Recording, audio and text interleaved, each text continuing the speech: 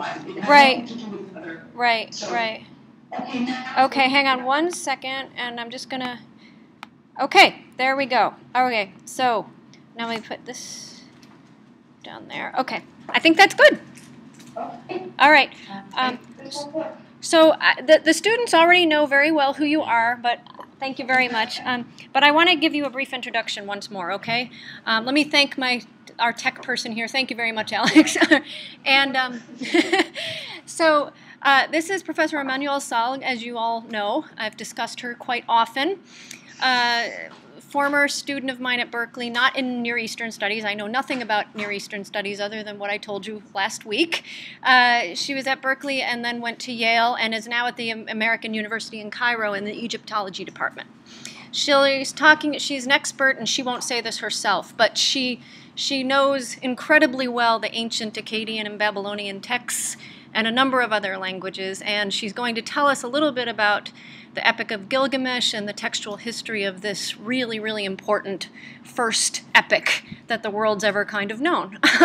So, Emma, if you want to say anything else about yourself first, please do that. And then also, I want to let you know that the students sent me some really great questions, or most of them did, about just some really interesting questions about the history of cuneiform and the text itself and so on. So please go ahead and proceed however you like, if you want to do your lecture first and then take questions, or if you want to stop along the way, whatever you prefer. Okay. But it's as you want. And also, I've never done a Skype lecture, so if I speak too fast or you can't hear me, just tell me. Okay. And then I can repeat, what I said. Okay. And also, I wasn't sure exactly what the students knew or didn't know. So there's a little bit in there which, as Dr. Burley mentioned, I think that you have actually gone over the history of cuneiform. Yep. But that actually includes some of these things in there because, well, Gilgamesh is very much part of the Mesopotamian tradition, and the Mesopotamian tradition is very much about cuneiform writing. So some of this might seem basic and that you already know. Tell me and we can move on. Yeah. Otherwise, if there are no questions, I guess we can start. And number 2, please. Yep. Go. Oh, yep. Let me go. Oh, let's see. Hang on. I'm doing it. There we go. Number 2. Go ahead. All right. So I'm showing you what you're looking at right now is a slide of Austin Henry Laird, who was a British officer, or yes, he was a British attaché working in India, for the British government in India. And on his way there and on his way back from India, what he did is he stopped by many of the ancient sites in ancient Mesopotamia, and in fact he really discovered basically the ancient city of Nineveh. Have any of you heard of Nineveh? They have, only in passing. Only in passing. We didn't discuss it. Mm-hmm. And so basically, I just want to mention this, keep this man in mind, because if it weren't for this man, I would say that, basically the Epic of Gilgamesh would still be lost to us today. So the Epic of Gilgamesh, as you all know, is a story, basically a narrative poem that was written over 4,000 years ago. But I would say around 2,000 years ago, it was gone forever. And basically, the tradition of the story of Gilgamesh stopped basically with the end of cuneiform. So it was never actually translated into Greek or into Latin, unfortunately. So basically they stopped writing Gilgamesh, copying Gilgamesh, discussing Gilgamesh when cuneiform died. It doesn't mean that you don't have references to Gilgamesh, native traditions. For example, in the Arabian Nights, you have a character, Ruqayya, who is basically a Gilgamesh figure, a man who goes to seek eternal and, goes to the end of the world and, meets a sage, who survived the flood, so again, very familiar. But there's absolutely, as far as we know so far, no direct translation of it into another non-cuneiform language, because in fact it was translated into several cuneiform, or other languages that were also written in cuneiform. But we'll talk about that in a second. So remember this man, Austin Henry Laird, because what he did is he excavated Nineveh, and again, this relevant in just a few minutes. And then the other, next slide, please. Okay. And if you could go a little bit slower, because I think the connection's a little lagged, but that was great. Just a little bit slower. Thank you. Here's the next one. Mm-hmm. The next slide is of a man named George Smith, and perhaps you've read about him already, perhaps not. But basically, the story goes on. This George Smith, and this, I mean, do you see what is being held in those fingers? No, that's a little tiny piece of. Well, we'll talk about that in a second. But can you guess what that little tiny piece is? They're thinking it's a piece of Gilgamesh, maybe. Excellent. I did not know this until a little bit later. So anyhow, these two people, what they managed to do for us is, in fact, cover Gilgamesh for us. And one of them actually found the early text. The other one deciphered the first piece. And again, more about that in a second. But what I like about the story is, next slide, please. Yep. What I like about, sort of the story of the recovery of Gilgamesh is that in many ways it actually parallels, the real story of Gilgamesh. And what I have up on the slide here is the introduction of Gilgamesh, so lines 1 through 23 of tablet 1 of Gilgamesh. And again, the introduction of Gilgamesh, I think, is actually quite brilliant because, like all good stories, it basically contains this sort of, it sort of contains this sort of seed of the entire story, what's going to unfold. But if you look at the orange highlighted part, which reads, full understanding of it all he gained, he saw what was secret and revealed what was hidden. He brought back tales from before the flood. From a distant journey came home, weary at peace. And in many ways, what they are talking about here, or what is being referred to in the story, is about Gilgamesh basically bringing back part of, basically Mesopotamian history, history that the Mesopotamians thought was part of their history, that had been forgotten. So basically, the idea is that until Gilgamesh came back from his journey, people had forgotten about the flood. They didn't know about anything that had happened before the flood.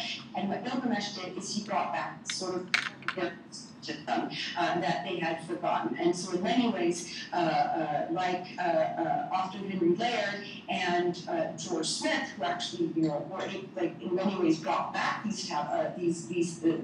brought back the story of Gilgamesh to us, so did Gilgamesh bring back part of the history of the Mesopotamians to the Mesopotamians. And here, it's, so what's important about this? What is this, why is this so important? And again, as we'll discuss a little bit later, what's important about it is in many ways, the story of Mesopotamia is very relevant to our own and really many of the seeds of our own Western culture were actually developed there. So here, next slide, please. Yep, all set. Yep, so here, what I'm showing you is the green blobs, so both the light green and the dark green. These green blobs are basically, this is a map of the Near East, and what I'm showing you is the extent of the Assyrian Empire. So the Assyrian Empire is one of the sort of greatest, if not the greatest, Mesopotamian empire of all times. And why people consider them, or this particular empire to have been the greatest, is because conquered sort of basically nobody had been able to conquer, and not just conquer, but also to rule over such a large sort of territorial state ever. As you can see, they even controlled Egypt. They controlled basically all of the Near East, from Iran to Anatolia, and including and obviously the entire coast of Palestine and Syria, what is today modern day Jordan, Iraq, and so on. And the Assyrians. Next slide, please. All set. Okay, the Assyrians are very famous for things. If you look more part at this, this is a relief from the palace of Ashurbanipal at Nineveh, so the city that Austin Henry Laird excavated. This is a nice relief, and as you can see, you have the king sitting on his, bed, sitting there drinking, out of a bowl. There are musicians. It's a very lovely garden scene. And if you look to the very left of the slide, there's some sort of tree. Can anybody guess what's hanging in that tree? They're not guessing, but I can't hear. They're saying things, but I can't hear them. Speak up. What do you think it is? What is it?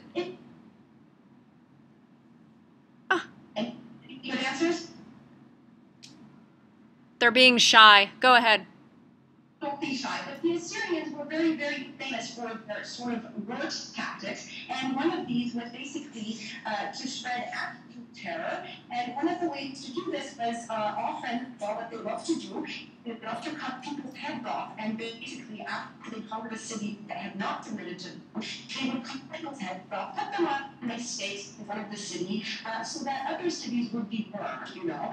And the idea was, if you do not submit to us, we will basically destroy all of you and kill all of you. And so what Ashurbanipal, this very famous Assyrian king, is looking at hanging in a tree is in fact a head of his enemy. So again, quite some of these guys. And again, you know, whether all of this was true, it's not clear, but certainly they had many images of this all over the place to sort of show, you know, their power and might. But more importantly, and next slide, please. Wait, which number? Hang on. Number, yep, you're all set. Okay. So now it's a tower. Yep, it's there. Mm-hmm. That is, so again, most powerful, the sort of territorial state in the world that the world had ever seen. It wasn't all about cutting people's heads off and basically having people submit to them and pay taxes to them. Part of what these guys became very famous for and what they wanted to do is they actually built a huge library. So in any conquered land that they went to, they would get any piece of written documentation, especially in cuneiform. So what happened is that Nineveh, what Henry Laird excavated was in fact the library of Ashurbanipal, which contained, we think, up to something like 200,000 works of literature. And not just literature, we have scientific treatises, we have astronomical texts, all sorts of things. And so basically what Laird excavated was this library of Ashurbanipal. He brought back all of these pieces to England, the British Museum, as these pieces to the British Museum, and amongst these pieces was this tablet that you see in front of you. And can you guess what this tablet is? Gilgamesh. One of the many tablets of Gilgamesh. In fact, this is tablet 11 of Gilgamesh, which is the last tablet of the standard epic. Again, I'm going to get to that in a few seconds. But this is, you know, yeah. So basically, the version that you read in your translation is from one of these later copies. So basically, the Assyrians not lived, but ruled the Near East from the 9th century BC until the end of the 7th century BC, and so yes, the tablets, the sort of the text, a lot of the text that we have were from exemplars found in this library. Although again, this text was found all over the Near East. It was one of the sort of most popular stories in the ancient world. So here, next slide, please, which should say please civilization. Yep. All set. So the next slide is, you know, so I keep talking about the Assyrians and Gilgamesh, and really what's important about this and what's important about this is basically the Assyrians were an empire, a sort of later empire that developed in the area of what is known as ancient Mesopotamia. So you see the green along the Tigris and Euphrates, that is basically what we call for the original area of Mesopotamia, or, you know, the land along the rivers or between the rivers. And what's important about this is that basically the early civilization there. And I think a lot of you probably growing up, I sure did, you know, always thought that Egypt was the oldest civilization. And Egypt is right there with Mesopotamia, but probably Mesopotamia, at least the sort of development, or what we can consider to be civilizational developments, actually took place in Mesopotamia a little bit earlier. And what I mean by civilizational developments are basically cities, basically state, sort of a state. Okay, and of course, what all of this is for these states to develop was the invention of writing. And so in Mesopotamia, yes, writing was basically, they started writing, we're not sure, sometimes between 3,400 BC maybe to 3,200 BC. And in Egypt, right after that, maybe we're talking about 20 to 50 years after, because they were in contact. So what is said is that, maybe it was, I just think of it, what is it, when Apple, made the iPhone, basically Samsung made the very similar iPhone, by the way, or sort of a smartphone, and this is sort of how it worked with writing. It was basically the greatest invention of it. I would say it still remains today the great invention or technological sort of development that man has ever made. Okay, and so now next slide, we don't have to dwell on this, but basically Mesopotamia, so you see this green area called the Fertile Crescent. The Fertile Crescent, basically Mesopotamia being the oldest civilization and its location within the Fertile Crescent, very important. Because basically the Fertile Crescent is where agriculture first develops. And agriculture, in turn, will lead to people settling down permanently, and eventually these settlements will grow into towns and eventually into villages, into towns and then eventually into cities. And this all starts right here in the land of the Tigris and Euphrates. So Mesopotamia, I think most of you have heard of, especially, well, next slide is obviously Babylon. I think most of you are familiar with it. This is just a recreation of the city. Unfortunately for us, unfortunately in a way, is that Southern Iraq is actually, it doesn't have any trees, it doesn't have any stone, it doesn't really have a lot except for these two rivers and a lot of dirt. So all of this dirt is used to build, monuments, great monuments, but unfortunately when we get something out of clay or dirt, basically, buildings out of clay, they do not last. Whereas, for example, in Egypt, we still have the pyramids that you can still see today. They basically, they've stood there for, 4,500 years, and it is because they're made of stone, right?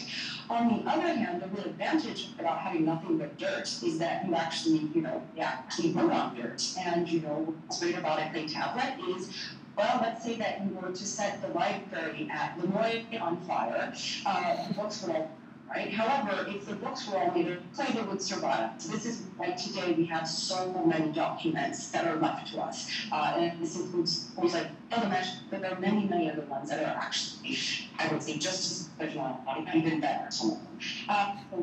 Next slide, please. This is just the case of Ish. Remember, Ishtar shows up in the story of Gilgamesh. She's not that nice, but she certainly did have there is this beautiful gate, Babylon, which the Germans actually took back to Germany, and this is why it's now in the Berlin Museum. But so this was the gate of Ishtar, and from Babylon. And of course, the next slide that I am showing you. So next. Yep. The Tower of Babel? Yep. Again, I guess one of the sort of most famous, one of the reasons why I think most people have heard of ancient Mesopotamia and Babylon also has to do with basically Babylon figured in the Bible. It was vilified, so the whore of Babylon and so on and so forth. This actually has to do with a sort of, the Assyrians themselves did this, but it's actually the kings who came after the Assyrian kings. They basically deported lots and lots of Jews from Jerusalem and also burned down the temple, which was not very nice, and basically resettled them in the area of Babylon. So these guys were so Babylon came to in fact be a way to discreetly actually talk about the king of Babylon, not the city itself, and to vilify. And then the next slide that I'm showing you is basically, so next slide, please. Yep. This is, I don't know if you've discussed this or not. But no, not at all. Not at all. No. So The other thing is, is that sort of that developed in this area, and actually the person so Babylon in the beginning is not an important city. It's not even a city until basically 2000 BC. But the sort of most famous king and the period in which it becomes this important city is Hammurabi. And Hammurabi is probably he's very very famous for his law code, and I think that most of you have heard of these laws, eye for an eye, tooth for a tooth. Well, this one is actually inscribed on this big stele, and this is a stele that's that's maybe twice as, maybe a little bit taller than Dr. Gurley, kind of a lot taller than Dr. Gurley, like. And so this is basically this very, very early law code, which is important. But so here I'm telling you all about how great Mesopotamia is, because this is where civilization developed. But so if we could have the next two slides, what we have to ask ourselves here is, where does it all begin? What is the first city? Where does the writing develop? How does this work? Well, next slide now is, again, let's go back to the first tablet of Gilgamesh. Is that posted up on? Yep, you're all set. Mm-hmm. And here, if you actually look at the orange highlighted part, it says he built the walls of imparted Uruk, the lustrous haloed Iana, and then he talks about its walls and so on and so forth. But basically, what they're celebrating here in the first tablet of Gilgamesh is this sort of greatness and superiority of the city called Uruk, and Uruk is in fact the oldest city in history. So by basically starting from the year 4000 BC, nowhere in the world do you have something that even resembles a large town. You have in southern Iraq, and eventually Uruk, so this is over time, by 3600 BC, it is the largest city in the world. In fact, the only city in the world. Eventually you'll get others, but it is really the first city. And at the center of it, next slide please,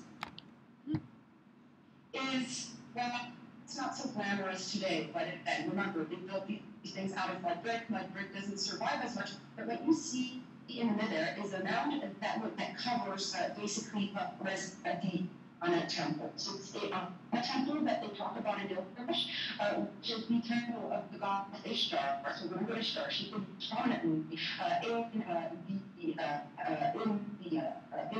Gilgamesh epic. This was her temple. And so what happened is with this city, so with this growing population, and when I say city, I mean a place that has more than 10,000 inhabitants. And Uruk, probably by the year 3200 BC, had something like 40,000 inhabitants. So we're talking about a really, really large city for its time and really old. But at the center of it, basically, the sort of cohesion of what brought these people together, or I guess you needed some sort of ideology to sort of, in exchange for foreign good. What sort of city led to was, fast specialization, and this means that people had to pottery all day, and if you make pottery all day, it means you can't cook your own food. You basically rely on agriculture, which surrounds the city, and so on. And all of this basically redistribution of people specializing in one thing. That means that they're no longer able to be self-sustaining. All of this was done through basically this temple. And again, I just want to this is the map. Did you see where Uruk is in the south? Yeah, is that correct? Mm-hmm. You see where Uruk is? Okay, good. And so the next slide is again. This is actually from it's scattered this beautiful piece that museum today, which is made of lapis lazuli and this beautiful so and so forth. Mind you, lapis lazuli, which is this blue stone, you cannot find that anywhere in the Middle East. In fact, sort of the western part of the Middle East. What you have to go to Afghanistan for this, right? To basically have long distance trade with Afghanistan, it means that it's a pretty developed place by this time. So anyhow, Uruk is for city, and as I was mentioning the temple, and basically in this temple, which is the house of Ishtar herself. At the time, she's actually called Inanna because that's her Sumerian name, but we'll talk about that in a few seconds. But so what you get in this temple is you basically see this sort of social structures to basically need somebody to organize how things work. So basically the idea is things, goods like pottery and agricultural goods, they come to the temple because they're for the god, and then from the temple they are redistributed to the rest of the population. Right? So what you're going to get at the head of it all is you need to basically have this class of people who will be able to handle this. So there is, sort of the sort of religious aspect, but also you just have proper administration. Is that Yeah, hang on. You're cutting. You started to cut in and out about a minute ago. So let me just see. Let me wiggle my computer a little bit here. Okay. Let me see. You there? Okay. Go again. Keep going. Go ahead. So basically what you get is you start getting this class of people who are excellent administrators, but really what permits them to be excellent administrators and will set them apart from the rest of the world at this time, meaning that they have something that others don't. And that, next slide. Yep. Writing, okay? And again, this is not a standard of what you can see they're using computer stats, so that's a little joke that we make. We basically, you can see on the thing. So, writing developed in the on a temple, and the for this writing, for early writing, basically in Mesopotamia, we have very, very clear evidence for this. Basically evolved from what we call basically administrative tools or accounting tools. Eventually, so the original purpose of writing, or it was developed or came down straight from accounting. And if you look at the next picture, talk about this in class at all. This I didn't. No, I didn't talk about the Besserat stuff very much because I wasn't sure which way you thought it developed. So go ahead. Yeah. No, but they can have several systems in place. So this is for this actual writing. And when I talk about writing, I think you guys are the experts on this now. What I mean is it's not just you're writing number one. Right? There's more to it. You can actually, basically, what it is, it's the way to sort of keep information, to convey information. So, I'm not going to get into it here. But what you have before these are these, or a few of these very accounting tools. And we have for at least 1,000 years before, okay? What you see on the top is called a cylinder seal.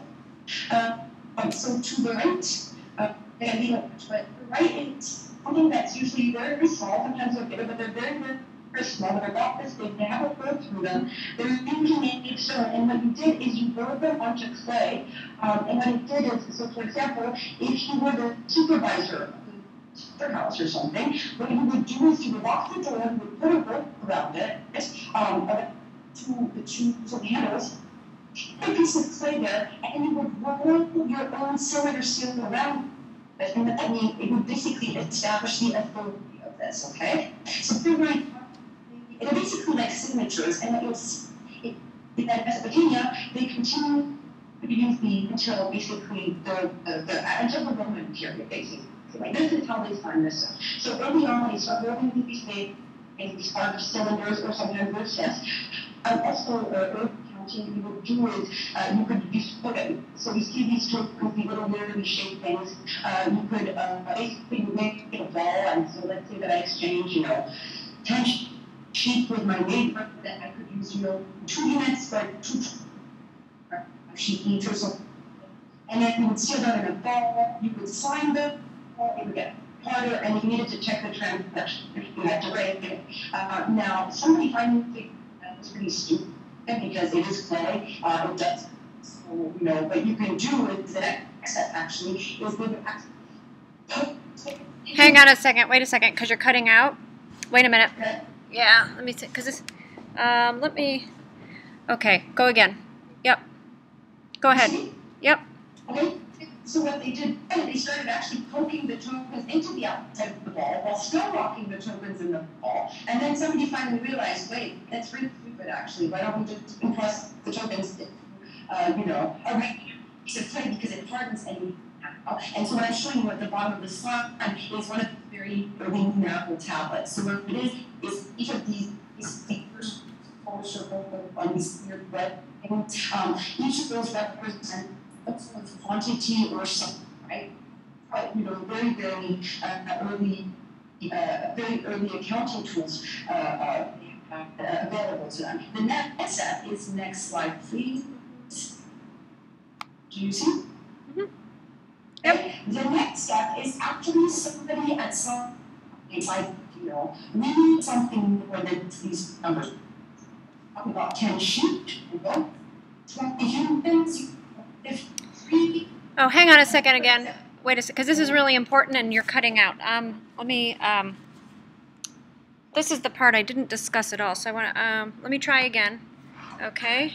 Go again. Let's see how that goes. Go ahead. Can you hear me? Yeah, not very well. Hang on. Yeah, I know. It was great in the beginning, and then it started to cut out. Okay, try again. Go ahead. So tell me, if you can't hear this right, look at the PowerPoint after if you want. What I'm showing here is basically this very early cuneiform chart. In fact, we don't this cuneiform because did you talk about it? What does cuneiform mean? Do you know? Yep. Mm-hmm. The what? This sign. Mm-hmm. What they're doing, they're tracking the stick through the tablet. They're not pressing it like this, right? They're tracking it, and then eventually you get this one more standard. So what you have is you have this, and you basically, it's not have to drag a block picture. If you basically cut it, and this is why you get the red shape at the end. Little chocolate, excuse me.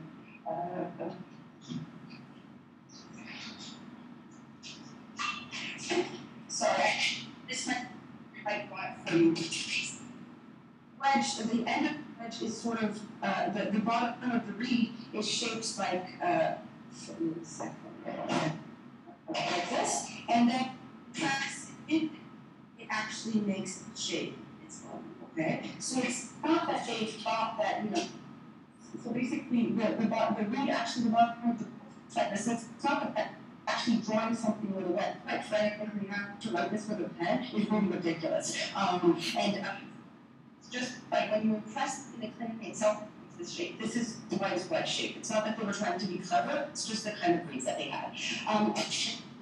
So basically, they devised a system of writing. And for example, here I'm showing you this sign. This is one of my favorite signs because it basically explains a lot. So basically, if you just look at so on the bottom of the slide, the right-hand image, so it looks like a and somebody's face. Yep.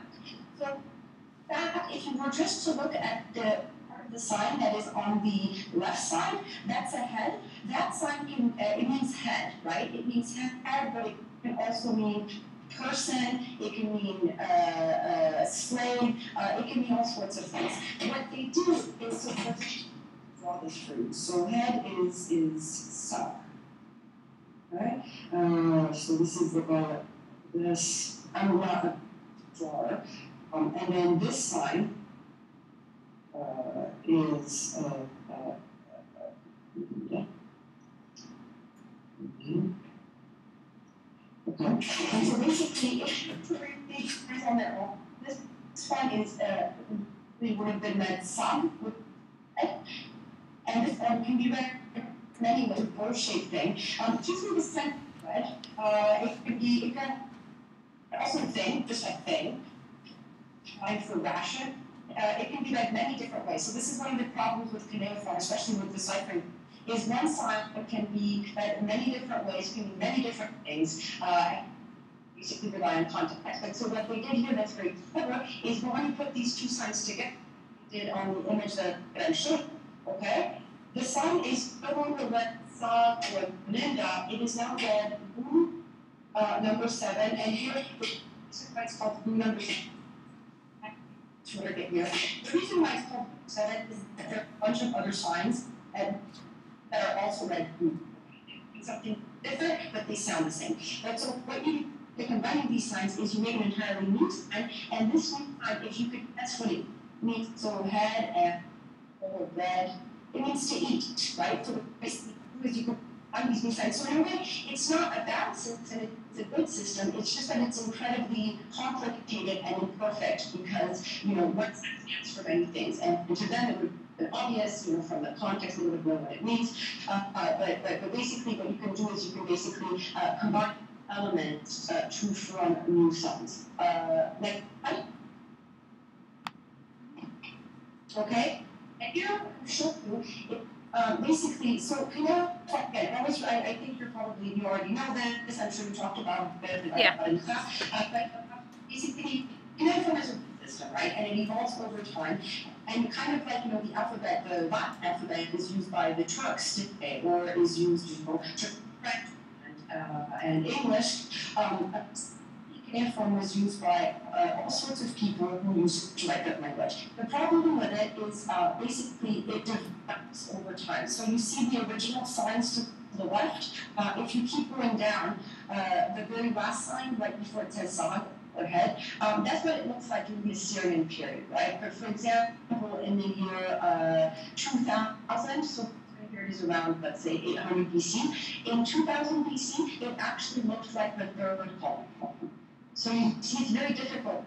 They all look alike, right? So originally some of these were pictographic, other ones were not pictographic, which is very important. They actually devised the system. They said, we'll make this symbol will mean this line or something like this. Okay, now we can actually, how much more time do we have?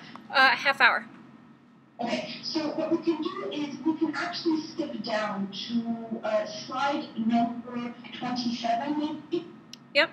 I'm there. Okay. Okay. So that what we talk about it. We talk about it. We can talk about the sort of things that they wrote. Because I put some nice things up there for you to see. What happened is that in the 19th century, basically, cuneiform was deciphered. Now, not perfectly, right? It was still in its sort of infancy. But so what happened is back at the British Museum, this man had this little tiny piece of tablet which mentioned, he finally deciphered it, and it mentioned something about a boat and about a duck running, away from the boat and trying to find a place to land. And what we think happened is he basically, apparently, he was so excited that he took off and around the museum. Oh, hang on a second. Hey, Emma, hang on a second. Can you hear me? Yeah. Okay, that was real. A little bit of a boat, and that's what you right. This is really important because we're finding out about the flood right here. Yep. Okay, I just wanted to repeat what you. It was. This little piece that was at the library of Ashurbanipal, called the Assyrian library, they basically deciphered this, and this was a really big deal, right? You have to imagine that Darwin's, theory of evolution had come out a couple of years before, so people were really angry, and so what happened is like, oh my God, this is it. This is what's going to prove the Bible, right? This was actually sort of very important, and so everyone.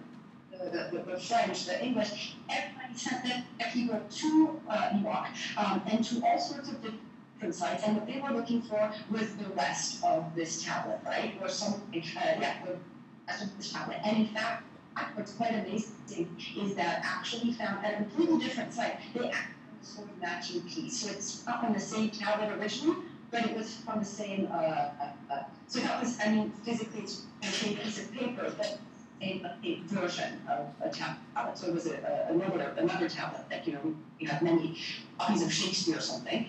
The rest of it, and so they were able to translate more of it, and it was the first way. So this was a really big deal at the time. So next slide here. Next. Yep. The epic Gilgamesh is what we're really here to talk about today. And so, what is the Epic of Gilgamesh? So first of all, I put, now we can actually go to the next slide. But as I wrote, the title of my lecture is actually He Who Saw deep, and that is because in ancient Mesopotamia, this would not have been referred to as the Epic of Gilgamesh. In fact, they would not have referred to it as an epic at all. They do not have this is not a native genre.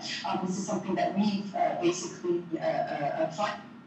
But it would have been named after the first line of the tablet, okay? So in fact, the Mesopotamians would have said, they wouldn't have said Gilgamesh, they would have said he who saw the deep, because in the standard version, basically this was the first line of the text. Yeah, and the reason why we look at it actually in these different libraries, so it's not that we just have one library. There are actually libraries in, California or Southern Rock and then Northern Rock, but they basically have literary catalogs. They actually say these are all the stories that we have. These are, and they'll tell you, for example, with Gilgamesh, they would say, he who saw the deep 11 times, 3,000 lines.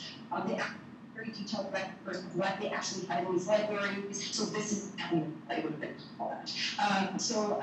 Here, so as I was saying earlier, so the Gilgamesh and Gilgamesh, as you all know, is a story that was written 4,000 years ago, or more than 4,000 years ago.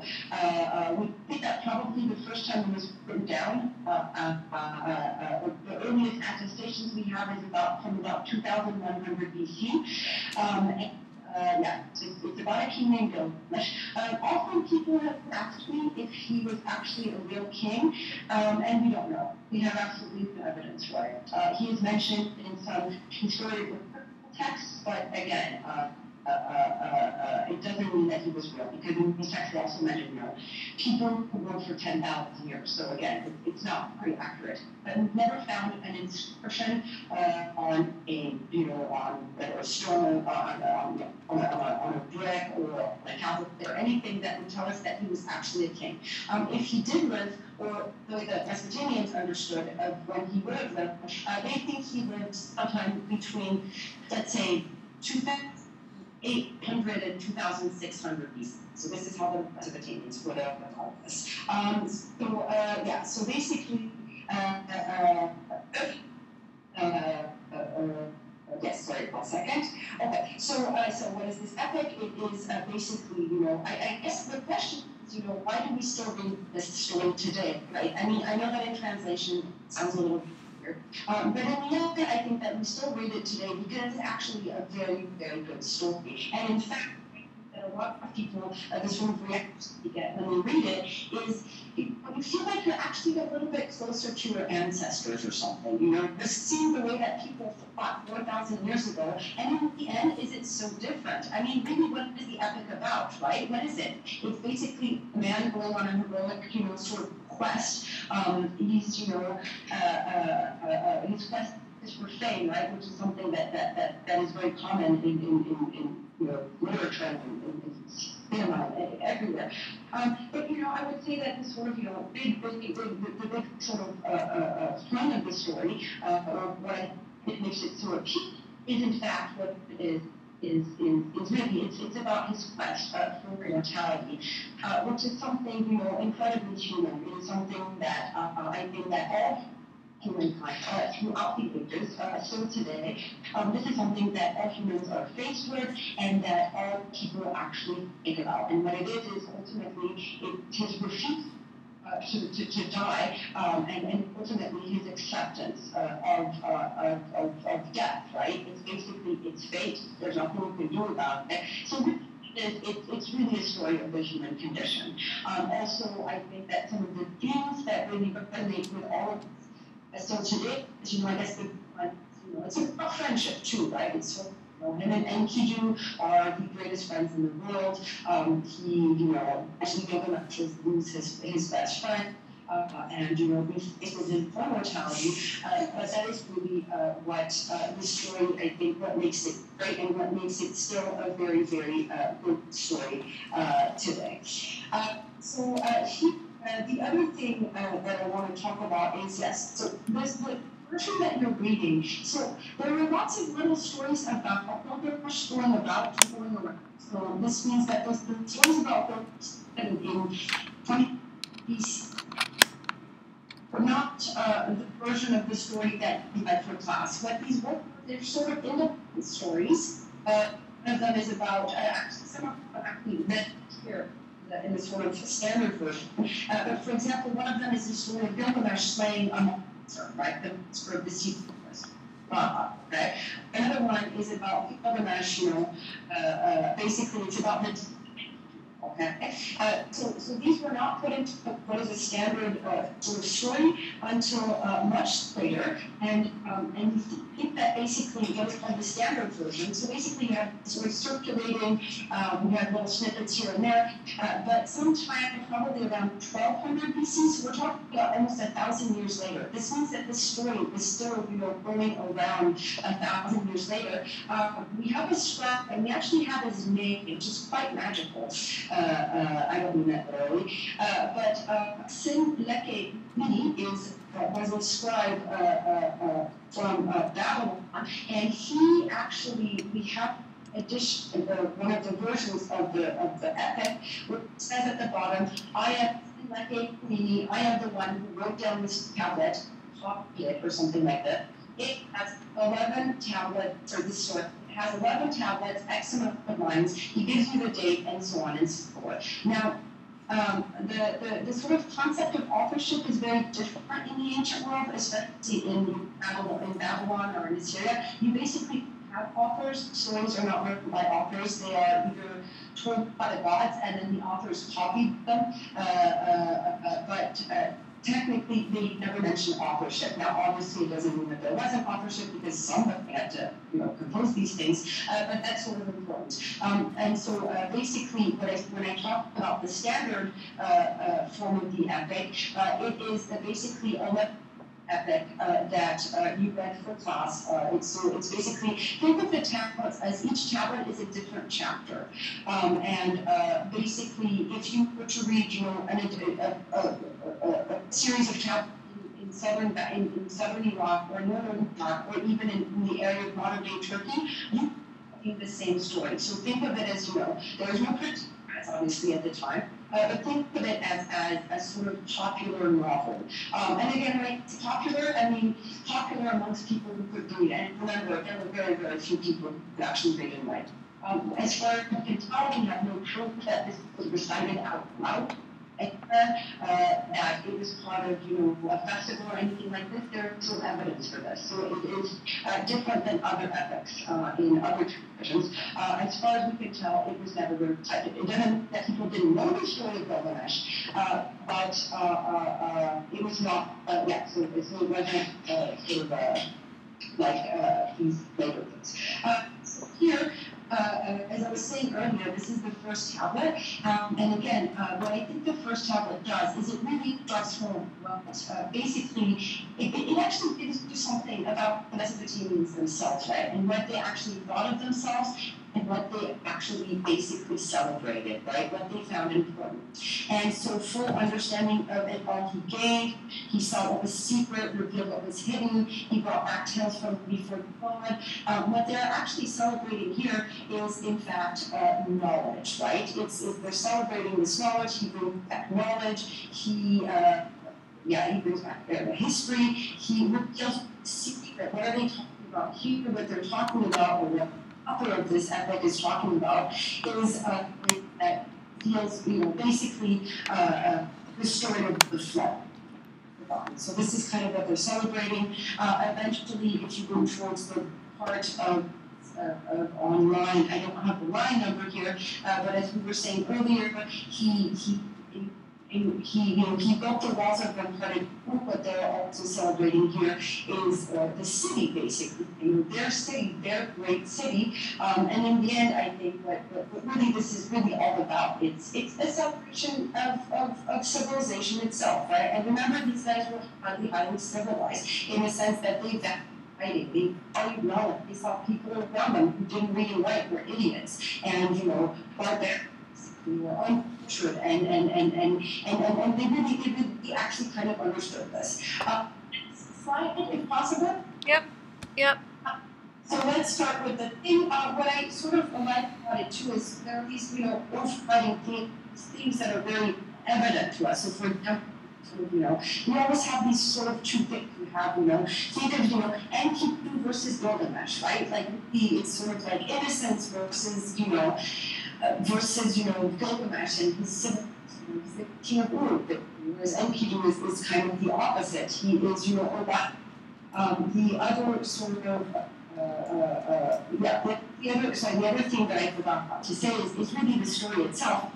In many ways, it's a coming of age story, right? So basically, Gilgamesh starts. How does Gilgamesh start out? He's he's a pompous, nasty ruler, right? What does he do? He rides before they to sleep with their husband on their wedding nights. He uses the subjects of Uruk. He has them build the wall, and then he lets the walls deteriorate and has them do it again. He abuses them. He jumps on their backs. He is basically an awful fellow. And on the other hand, and this is actually something that's very nice. This is actually very telling about the Mesopotamian themselves.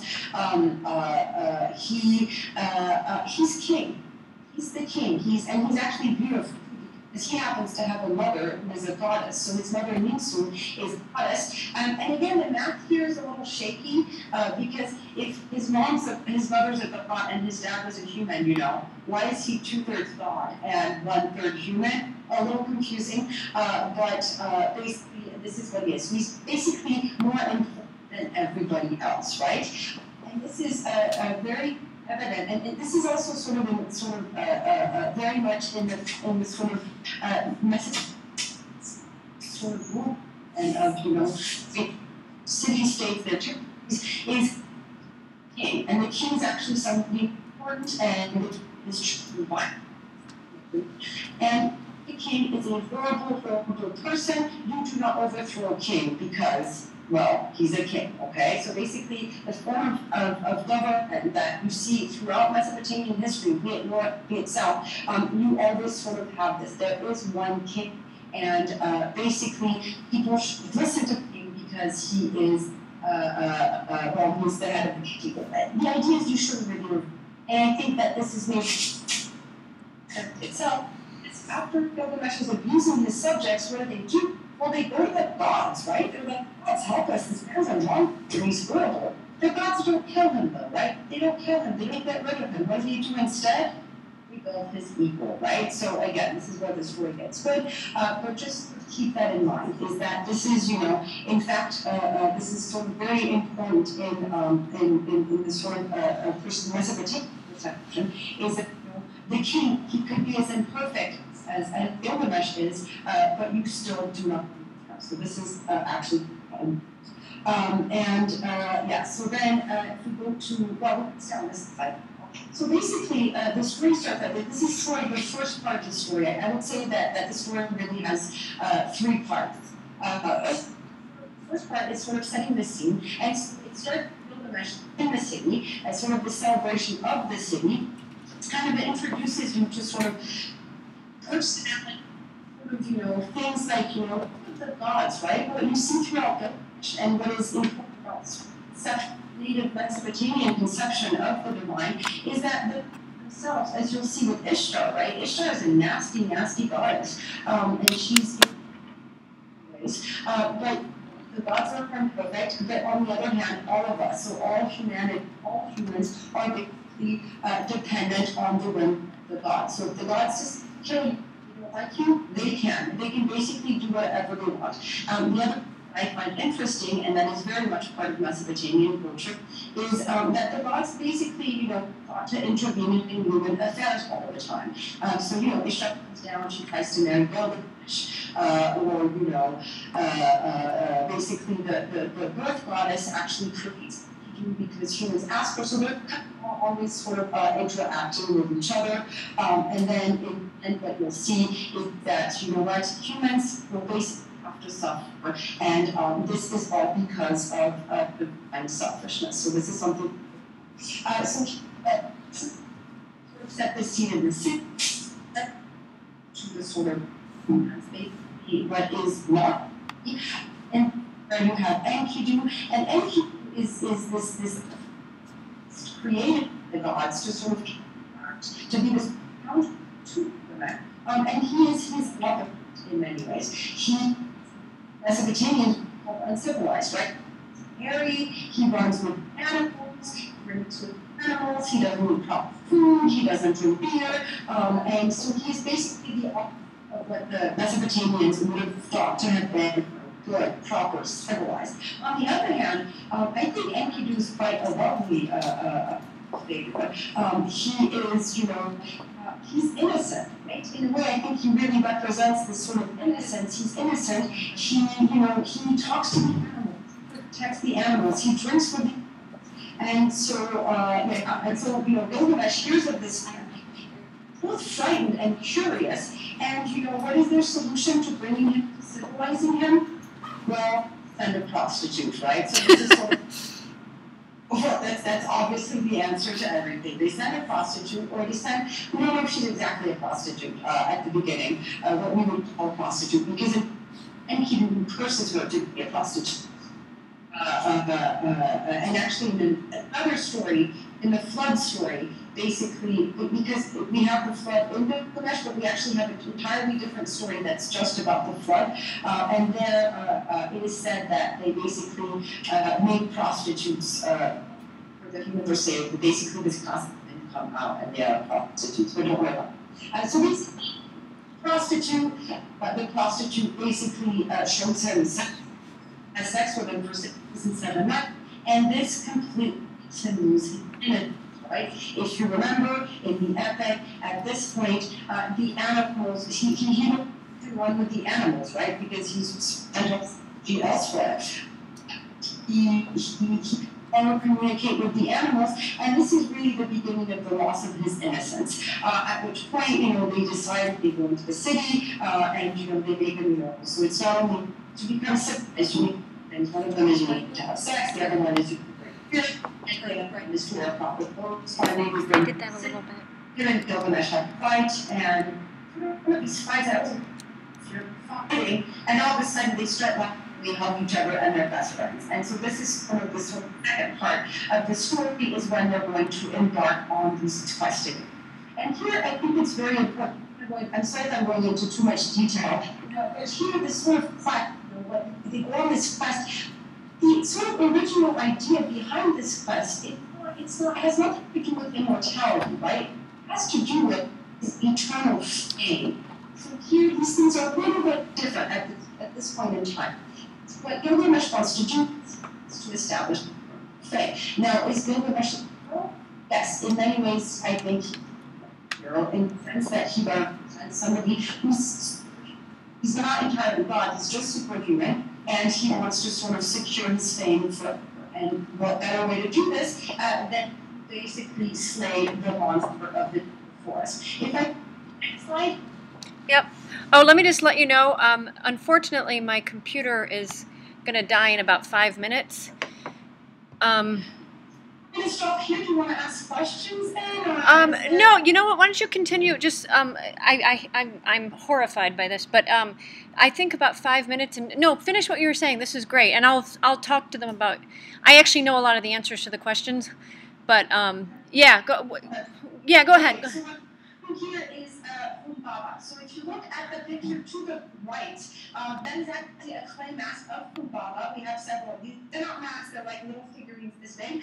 And then I'm also showing you a pair of intestines, or sorry, a set of intestines. And that is because from other sources and from Gilgamesh, Humbaba is the ugliest thing ever. And they say that his face actually looked like intestines. So I kind of like to put the two images side by side. It kind of shows you. So the original, the one on the right, the original mask, the one on the left is obviously a picture of intestines, but you can see kind of how these things make sense.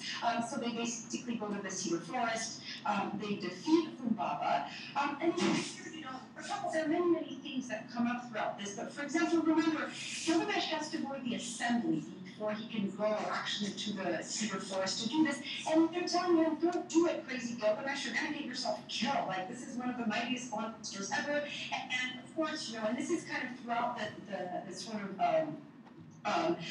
throughout the epic, Gilgamesh is so arrogant, he doesn't realize that, he's probably going going to get himself killed. And also, they basically, the sun god Shamash is following him. People tell Enkidu, so Gilgamesh's mother and the assembly, they're like, Enkidu, whatever you do, you have to save him because he's an idiot. He's going to get himself killed, right? And so, he is protected, right? I mean, he's king after all, and it's very unfair because in the end, what this is going to result in is Enkidu's death. Because here's the big deal. It's that Humbaba, this giant monster, what does he do? He sits there and he is there to protect the cedar forest. And the cedar forest, I don't know if any of you know this, but the cedar forest refers to basically Lebanon, right? This is where cedars grow. And actually this is very nice because we do have real, we have tablets of kings, of ancient kings that are, from a little bit after Gilgamesh.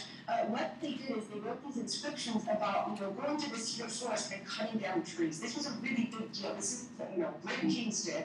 And it's nice that in the act of Gilgamesh, this is also and so they're able to defeat the monster. And the problem is here is who set up the monster? Who put it there? And this is really, really key. And who put the monster there to protect the forest was actually the head of the and okay? So what has Gilgamesh just done? He basically just defied the god. He's so arrogant that he defied the god. And also, their next big sort of the next big sort of mess up or fuck-up that they have is actually you can go to the next slide and next slide if you want. Yep. So then that's, remember I was telling you about those cylinder seals? This is a cylinder seal impression, and this is probably something about Gilgamesh and Enkidu slaying Humbaba, the giant monster. This is a later one. And then the next slide is, the great goddess Ishtar. And Ishtar, again, this is, they also have some problems with Ishtar. And this is actually a very nice part of the story is, remember, Ishtar wants to marry him, right? She's like, oh, Gilgamesh, you look so handsome. You're so handsome. I'm going to marry you. And what does Gilgamesh do? He basically calls her a slut. He's like, oh, well, I know you. You've gone with all those guys before. You've gone with Dumuzi, and look at what you did to him. And what he's referring to there is Dumuzi, or Tammuz, as he's later known, was Ishtar's lover, and she basically has him killed. Because she doesn't have him killed, she hasn't moved down to the netherworld. We have a very long story about this, but she actually sends him to the netherworld, or this is where everybody goes when they die, because, she goes there originally to steal her sister's powers, because her sister's the queen of the netherworld, and then when she comes out, Muzi is dancing around with girls, so she basically has the demons take him instead of her, and Dumuzi has a sister who's very nice, and she says, you know what, I'll go there half the year, and we'll go there the other half the year. This is why actually Dumuzi is associated with sort of rebirth, right? So he comes out of the netherworld at around the time of Easter. Again, keep these things in mind. This is a sort of same cultural tradition here. He comes out of Easter, so this is when things are clean, and then he has to go back to the netherworld 6 later. This is what they're talking about. And then we talk about, like, and that gardener you went with, you turned him to a scarecrow. Actually, that's where we have a problem translating. Some people think it's a mole, some people think it's a scarecrow, we're not sure. But she's a really bad track record with men. And so what she has is Roosevelt. Next slide, please. Oh, you know what? My computer's just about to die, but we're almost out of time anyway, but this was, let me just say, oh, there's the flood. I'll go through the slides, but all I can say is thank you so much. Questions or this cuneiform at the beginning. I'm very sorry, look through the slides, maybe it'll be helpful. No, and I covered a lot of what you were talking about, and I can answer the questions that they sent, but I'll tell them all more about you and everything, okay? About how you got started at Yale. I will. Okay. But you're going to cut out, but I thank you so much. This was wonderful. There's a lot more to it, but this is a lot. No, thank you, Emma. I'm sorry. There you go. You're going to disappear. Bye-bye. Okay.